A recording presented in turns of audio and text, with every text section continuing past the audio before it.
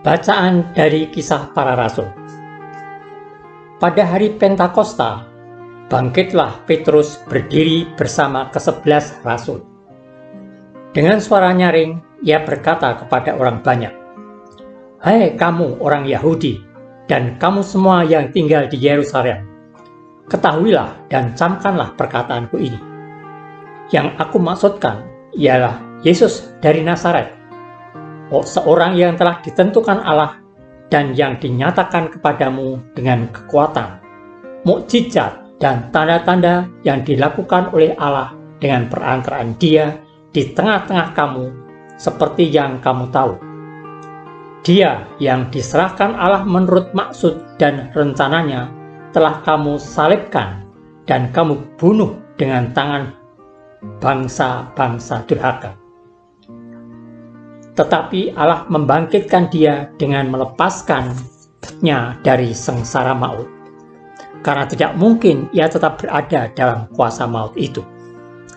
Sebab Daud berkata tentang dia, "Aku senantiasa memandang kepada Tuhan, karena ia berdiri di sebelah kananku, aku tidak goyah.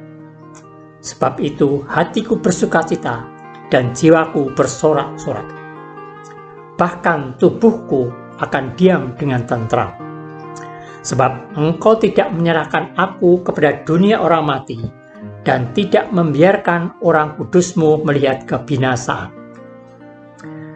Engkau memberitahukan kepadaku jalan kehidupan. Engkau akan melimpahi aku dengan sukacita di hadapan-Mu." Saudara-saudara, aku boleh berkata-kata dengan terus terang kepadamu tentang Daud, bapa bangsa kita. Ia telah mati dan dikubur, dan kuburnya masih ada pada kita sampai hari ini. Tetapi ia adalah seorang nabi, dan ia tahu bahwa Allah telah berjanji kepadanya dengan mengangkat sumpah bahwa ia akan mendudukkan seorang dari keturunan Daud sendiri di atas tahtanya. Karena itu, Daud telah melihat ke depan dan telah berbicara tentang kebangkitan Mesias, ketika ia mengatakan bahwa dia tidak ditinggalkan di dalam dunia orang mati dan bahwa dagingnya tidak mengalami kebinasaan. Yesus inilah yang dibangkitkan Allah, dan tentang hal itu kami semua adalah saksi. Demikianlah sabda Tuhan. Syukur kepada Allah. Bacaan Injil dari Matius bab 28 ayat 8-15. Pada waktu itu, perempuan-perempuan pergi dari kubur diliputi rasa takut dan sukacita yang besar. Mereka berlari cepat-cepat untuk memberitahukan kepada para murid bahwa Yesus telah bangkit. Tiba-tiba Yesus menjumpai mereka dan berkata, "Salam bagimu." Mereka mendekatinya, memeluk kakinya dan menyembahnya.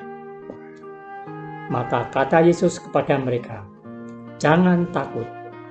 Pergi dan katakanlah kepada saudara-saudaraku, supaya mereka pergi ke Galilea, dan di sanalah mereka akan melihat aku."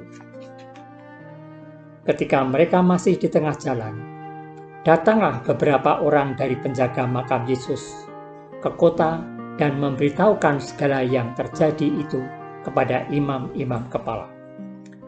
Dan sesudah berunding dengan kaum tua-tua, mereka mengambil keputusan, lalu memberikan sejumlah besar uang kepada serdadu-serdadu itu dan berkata, "Kamu harus mengatakan bahwa murid-murid Yesus datang malam-malam dan mencuri jenazahnya ketika kamu sedang tidur.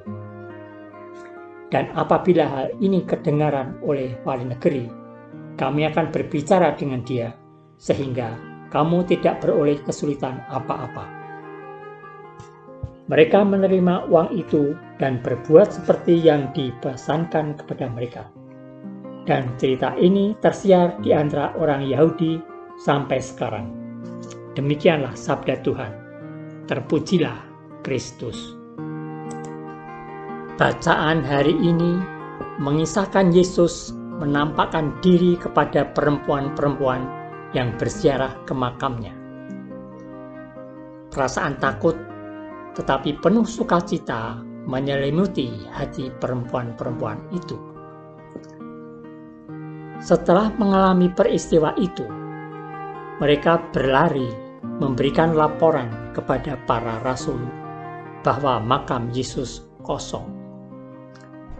Pada saat yang sama, para penjaga makam Yesus memberikan laporan tentang kebangkitannya. Lalu, para imam menyuruh mereka membuat cerita bahwa Yesus telah diculik untuk mendiskreditkan berita tentang kebangkitan Kristus.